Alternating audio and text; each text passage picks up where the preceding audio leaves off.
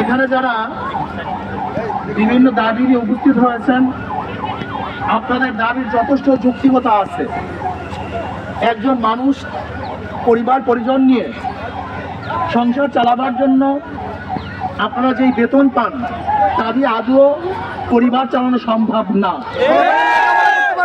অমানবিক, অযৌক্তিক।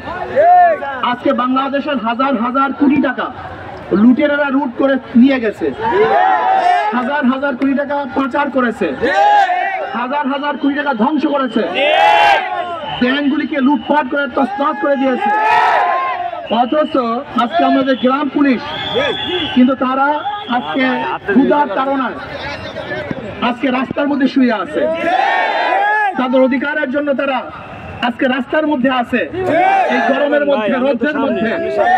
আমি সরকারকে বলবো, অন্তর্বর্তীকালীন সরকারকে বলবো, অচিরেই আপনি আমাদের গ্রাম পুলিশের ন্যায্য যে দাবি আছে সেই দাবি দাবিগুলো মেনে নেন এবং আমাদের গ্রাম পুলিশকে জাতীয়করণের ব্যবস্থা করুন।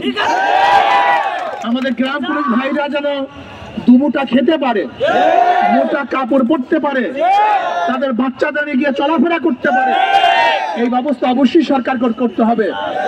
এর জন্য ইনশাআল্লাহ আমি এখানেই নয়, আমি আপনাদের পক্ষে সব জায়গায় আওয়াজ তুলবো, আপনাদের পক্ষে থাকবে ইনশাআল্লাহ। এবং ইনশাআল্লাহ আপনাদের দাবির সাথে আমি একত্রতা ঘোষণা করলাম। ইনশাআল্লাহ আপনার দাবির সাথে আমরাও আছি, ইনশাআল্লাহ আমরা থাকবো ইনশাআল্লাহ। কাজী ইনশাআল্লাহ দোয়া করেন। আমি আমরা চেষ্টা করতেছি ইনশাআল্লাহ সর্বমহলে আপনাদের পক্ষ নিয়ে, সর্বমহলে আমি নক করার চেষ্টা করবো ইনশাআল্লাহ। আপনারা সুস্থ থাকুন, সুন্দর থাকুন, আপনাদের জীবন উজ্জ্বল হোক। আল্লাহ পাক আমাদের সবাইকে দুনিয়াতে ভালো রাখেন, ওপারও ভালো রাখেন, এই দোয়া করতেছে। আল্লাহ আমাদের সবাইকে কবুল করেন।